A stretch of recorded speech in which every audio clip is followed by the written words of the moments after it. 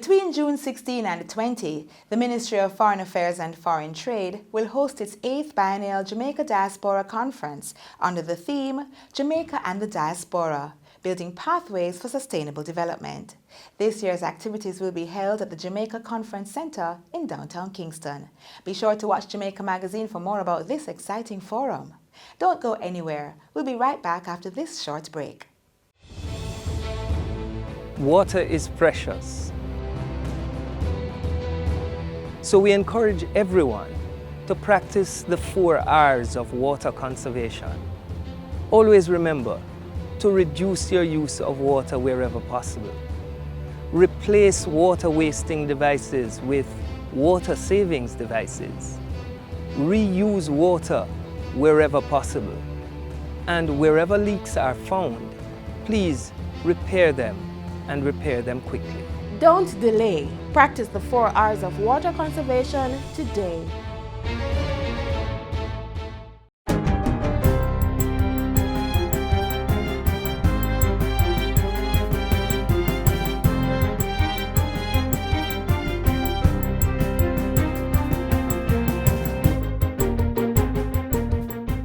Good day, I'm Carrie-Ann Smith and this is your JIS News for Friday, June 7. The Ministry of Economic Growth and Job Creation is to develop stronger mechanisms to integrate compliance and efficiency into government operations. Prime Minister Andrew Holness says the culture of inefficiency and non-compliance within public administration have for too long crippled the nation's potential for further growth. He has directed the ministry to quickly devise a plan that incorporates the use of more technology to make it easier to comply with regulations. And oftentimes, the two things are seen as conflicting. That if you are to be efficient, then it is highly likely that you can't comply with the rules. And if you are to be compliant, then it is highly likely that you can't be efficient. My word to the Ministry of Economic Growth and Job Creation, and indeed to the entire government, the entire civil service and the public sector, is that we have to do both and do them well. We have to comply and we have to be efficient. Mr. Holness was speaking at Thursday's official opening of the R Hotel in New Kingston. The $6.5 million investment features 48 rooms, a gym, art gallery, and the Red Bones restaurant, which was previously located on Argyle Road in the capital. Jamaica has surpassed 2 million tourist arrivals within the first 5 months of 2019. The historic achievement was revealed by Tourism Minister Edmund Bartlett as he addressed last night's opening of the R Hotel in New Kingston. He also announced that over $1.7 billion in tourism earnings was generated between January and May as a result of the increase in arrivals. With the growth in tourism earnings and arrivals, the Ministry's Tourism Linkages Council is working to retain visitor spending so more Jamaicans can benefit from the industry. The country now retains 40.8 cents, up from 30 cents of every tourism dollar spent on the island. We are moving very seriously about retaining more of the Jamaican dollar and the US dollar in particular in Jamaica. A national salt reduction program will be implemented as part of continuous measures to combat non-communicable diseases referred to as NCDs. Health and Wellness Minister Dr. Christopher Tufton says the program, which is budgeted at $23 million, aims to reduce cases of hypertension and associated cardiovascular diseases. 1 in every 3 Jamaican is said to be hypertensive. The project, which among other things is to capture baseline data on salt consumption as well as salt content in packaged and restaurant foods, is also in alignment with the Ministry's National Strategic and Action Plan for Prevention and Control of NCDs and the mandate of our Food Industry Task Force. Dr. Tufton was addressing the opening of a 2-day regional meeting on the reduction of salt for prevention and control of NCDs. It was held earlier this week at the University of the West Indies in St. Andrew. He said the National Salt Reduction Program would run for 18 months in partnership with the Caribbean Institute for Health Research. Prime Minister Andrew Holness is encouraging heads of government agencies to increase their intake of HOPE Trainees. Agency heads are also being called on to create new programs to absorb more young people into their operations where possible. Mr. Holness says work is ongoing to increase private sector partnership with the HOPE program. The deliberate programs that we have put in place, such as the HOPE program, has done a lot to increase employment, both in terms of the short-term apprenticeship type program, but in also ensuring that the labor that we have is at a level of training that they can access the employment that exists in the economy. Prime Minister Holness was addressing Thursday's strategic leadership retreat of the Ministry of Economic Growth and Job Creation in Ocheria, St. Anne. The government's flagship youth employment program has engaged over 10,000 young Jamaicans since its 2017 inception. More than 1,000 youth have matriculated from the National Service Corps, which is being facilitated by the Jamaica Defence Force. 19,450 new electors have been added to the national voters list. 1.95 million registered voters are on the latest list, which was published on May 31. The Electoral Commission of Jamaica says almost 9,000 electors have been struck from the voters list, 7,822 of whom are deceased. Elector registration identification cards for persons added to the May 31 voters list will be available by mid-June. The ID cards should be collected at the EOJ office in the constituencies where they live. In the meantime, the Electoral Office of Jamaica will start a voters' ID card renewal exercise later this year to replace all cards with 2017 and 2019 expiry dates. And finally, Jamaicans on the west and north coasts turned out today to pay their respects to former Prime Minister Edward Seaga. Persons filed into the Montego Bay Civic Center in St. James to view the casket bearing his body, which was there in the morning. The casket then traveled to the St. John's Anglican Church in Ocheria, St. Anne. Members of the public will also be able to pay their respects at the Tivoli Gardens Community Center, where the body of Mr. Seaga will lie in state from 10 a.m. to 1 p.m. on Monday and on Tuesday at the same time in the Denham Town Community Center. Mr. Seaga died on his 89th birthday on May 28 in a hospital in Florida. His state funeral will be held on Sunday, June 23 at the Cathedral of the Most Holy Trinity in Kingston. And that's it for JIS News Today. I'm Carrie-Ann Smith. Thanks for watching.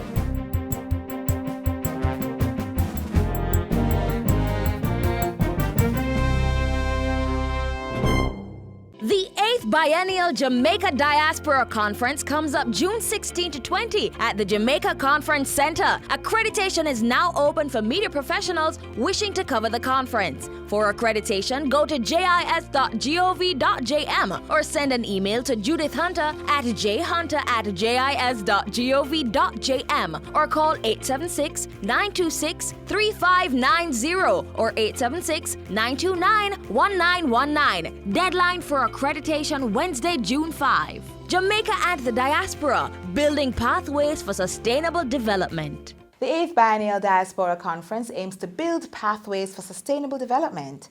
Hear how next.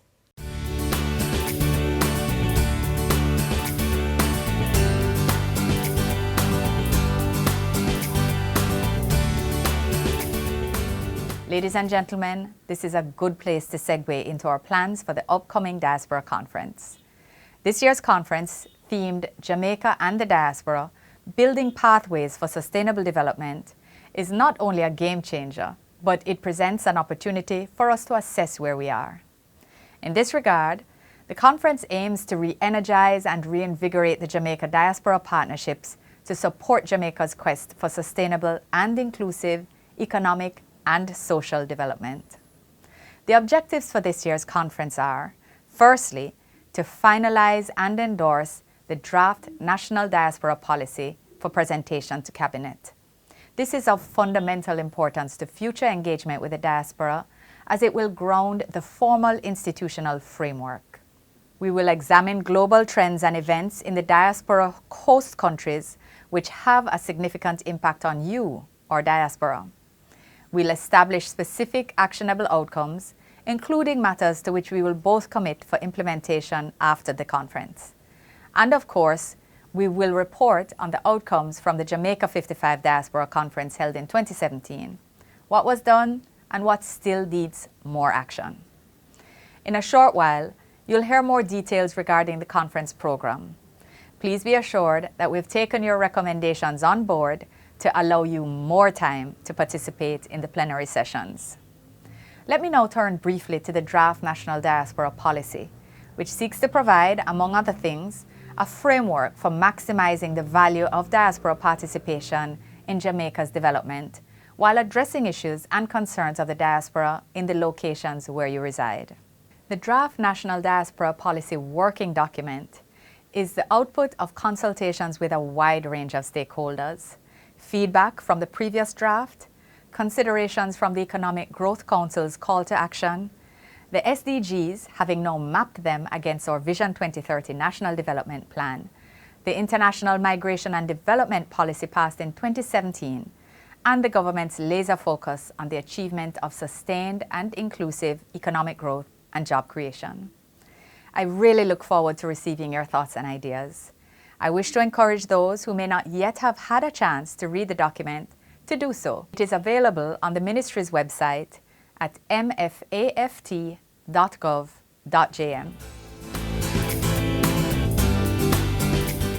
Ladies and gentlemen, I know many of you are anxious to hear what has been happening in Jamaica in recent times. I'm happy to report that the Jamaican economy is buoyant. Our country has experienced 16 consecutive quarters of economic growth. This is the longest unbroken stretch of economic growth that our country has ever experienced, as well as the highest growth rate in 12 years.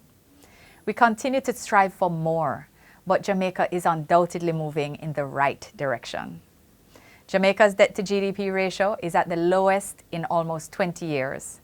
For the calendar year 2018, our economy grew by 1.9%. This increase was in both the services industries and the goods-producing industries of 1% and 4.9% respectively. Growth was achieved in all goods-producing sectors, but we note mining and quarrying grew by 25%. This level of growth was supported by macroeconomic stability, low inflation, and the lowering of interest rates. Our unemployment rate in January 2019 declined to a record low of 8%, and the employed labor force increased by 2.4%. This means, quite simply, that we're creating more jobs for our people. This is also a good time to consider returning to Jamaica for investment purposes.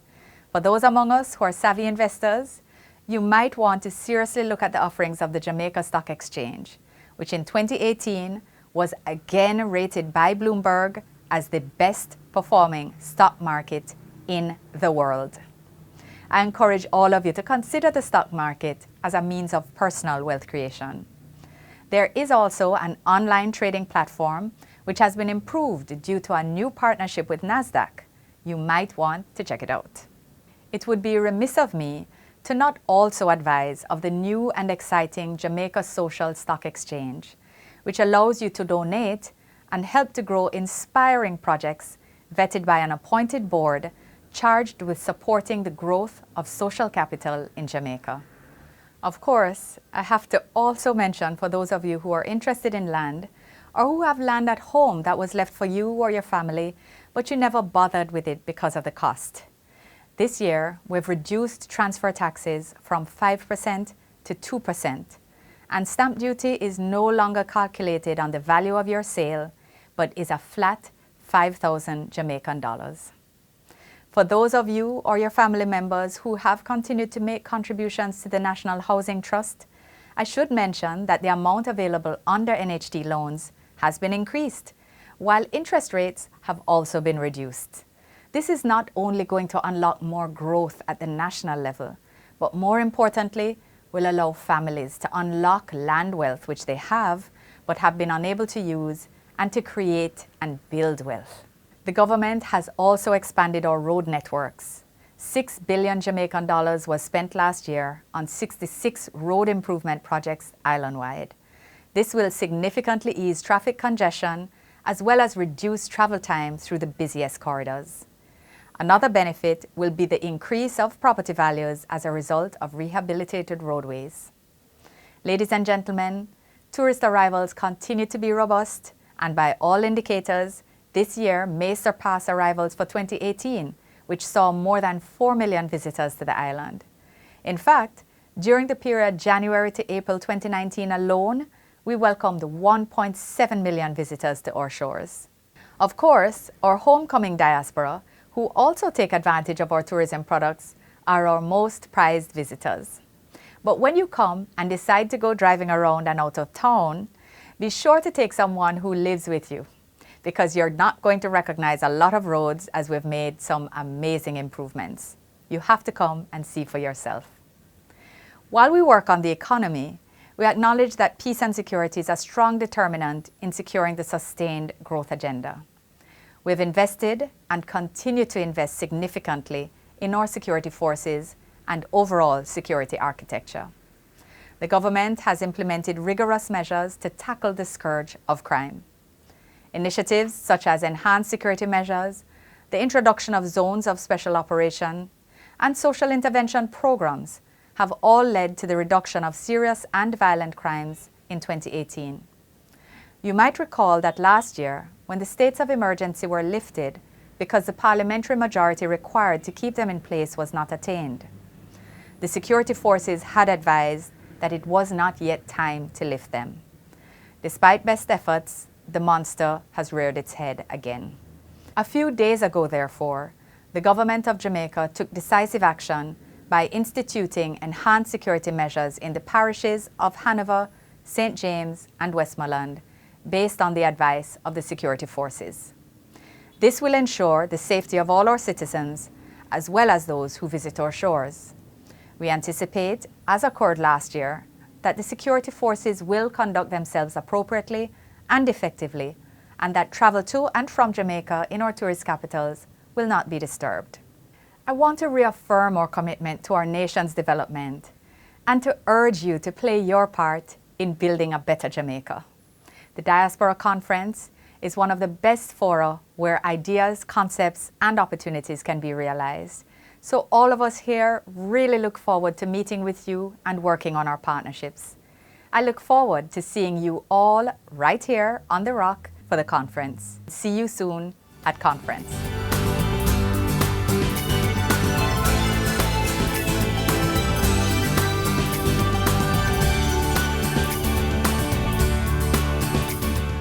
For over 40 years, the European Union and Jamaica have enjoyed a partnership built on shared values, trust and respect. Through a joint cooperation program, the EU is supporting Jamaica to achieve its development goals outlined in Vision 2030.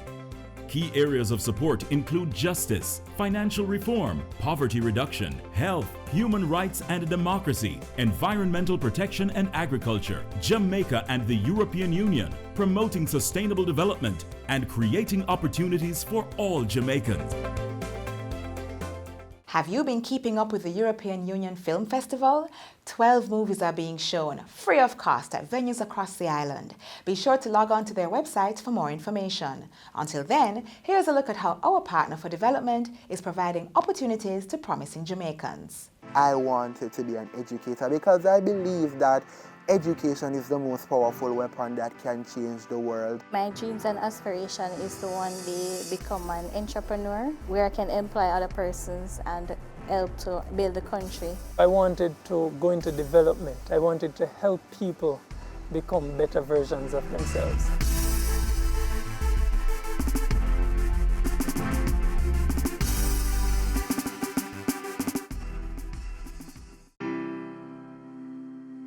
Growing up, I saw a lot of violence, I saw a lot of crime, I saw a lot of poverty. The challenges are so many. The first one that comes to mind is the level of youth unemployment that's here. Challenges that exist here in West Prospect Bogwalk are lack of awareness for educational opportunities or job opportunities. Not many got a chance to do CXC or graduate from the secondary level. So that's a major setback for the people living in the community. A way to alleviate this issue is training programs. They need more opportunities, like to go back to school to get themselves a certificate so they can be able to work and create employment for themselves and their family. Push more entrepreneurship opportunity, encourage these youths to be creative and innovative in what they do. Give them startup capital to start their business. Invest more in the youth skills and talents. The Poverty Reduction Program is funded by the European Union, and it really is a program that focuses on the most vulnerable type of communities, making communities safer, making citizens more healthy, better access to education.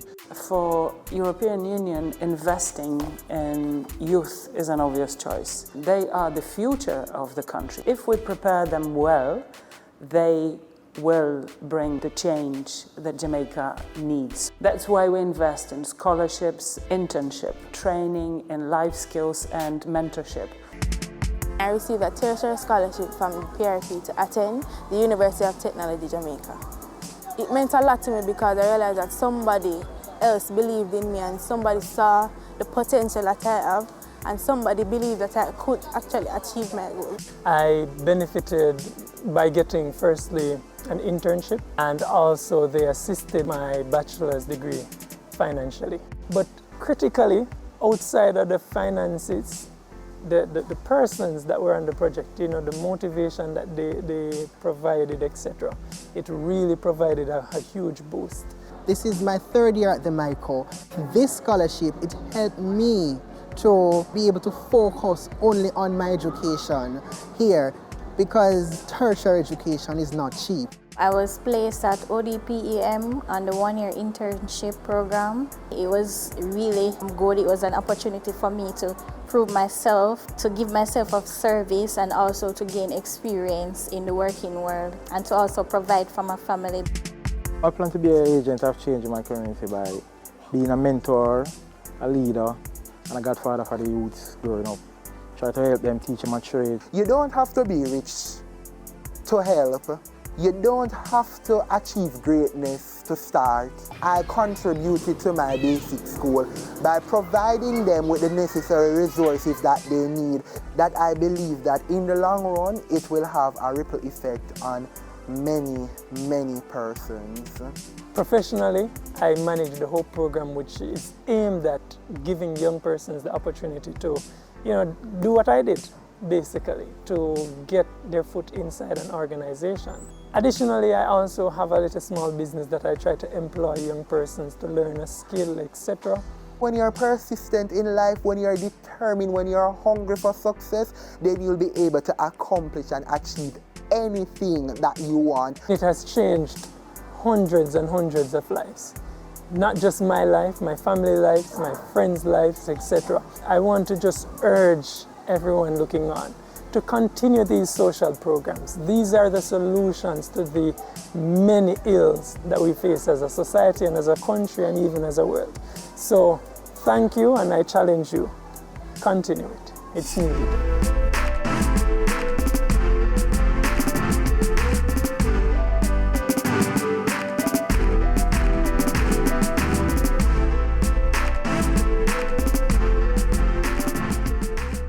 If you no want pop down and fenke, you fi burn mosquito and run with dengue. So no make water settle in open container. For them to breed up under a danger. Usher them out, run them away. Zap them with the zapper and down them with spray. Use mosquito net and mosquito screen. Protect your household, now make them come in. If you no want pop down and fenke, if you burn mosquito and run with dengue. If pain lick your head and your joints and your eye, and you want fever meat and your temperature high, it could be dengue, don't hesitate. See a doctor, don't self-medicate. For some painkiller can make you bleed and you will try to recover and don't succeed. We no want pop down and fenke.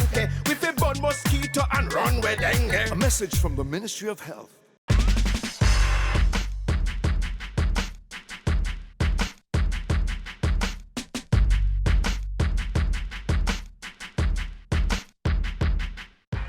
During a recent press briefing at Jamaica House, Culture Minister Olivia Grange announced that the constituency of West Kingston will be hosting a series of activities to honor the life of former Prime Minister, the Most Honourable Edward Seaga. Not only did Mr. Seaga transform the community once known as Bacca Wall into a modern, low-income residential communal space, he also, for 43 unbroken years, served as Member of Parliament, mentor and father figure for scores of residents. Here's more. On Sunday, June 16, as you all know, Mr. Seaga was very much involved in sports, and he was the president of the Tivoli Football Club and the chairman of the Premier League Club Association. And so there'll be a football tribute to him at the Edward Seaga Sports Complex. And this will be Tivoli Gardens Invitational versus the Premier League All-Stars. On Wednesday, June 19, you all know Mr. Seaga was very much a researcher, an anthropologist, and someone who promoted the Jamaican culture and highlighted the strong African retentions of our culture. And so there will be a revival table held in his honor, in tribute to him, at the Tivoli Gardens Community Center, starting at 7:30 p.m. On Saturday, June 22nd, on the eve of the state funeral, again a tradition, we will have the setup. And that will be held in the Tivoli Garden Square, starting at 7:30 p.m. I know you all know what it entails and what it will involve in a 9-night, a setup, and a revival table. There will be candlelight vigils across the constituency, including Fletcher's Land, Midtown, and Denham Town.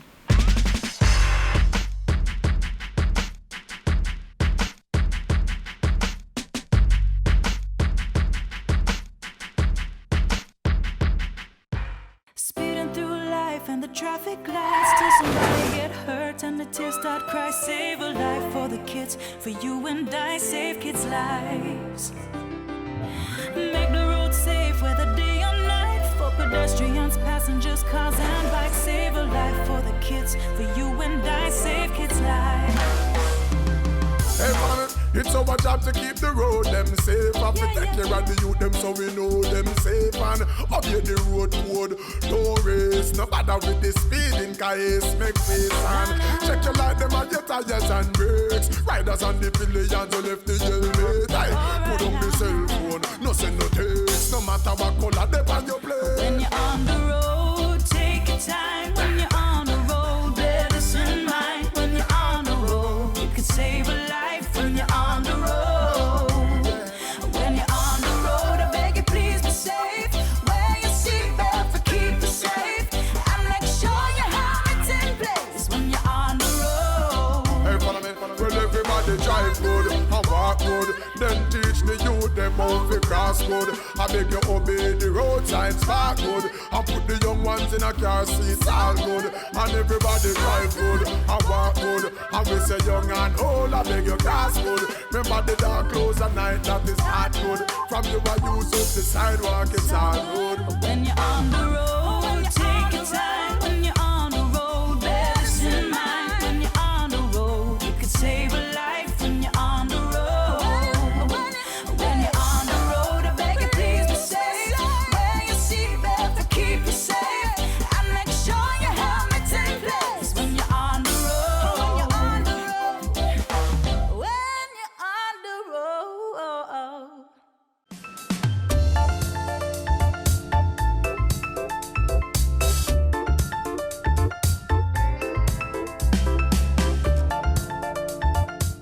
And just like that, we have arrived at the last page of today's magazine. Join us again tomorrow and every day after. While you wait, visit our website, jis.gov.jm. Follow us on social media, visit our YouTube channel, and download our mobile app.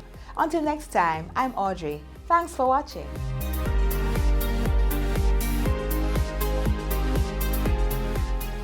This has been a production of the Jamaica Information Service, the voice of Jamaica.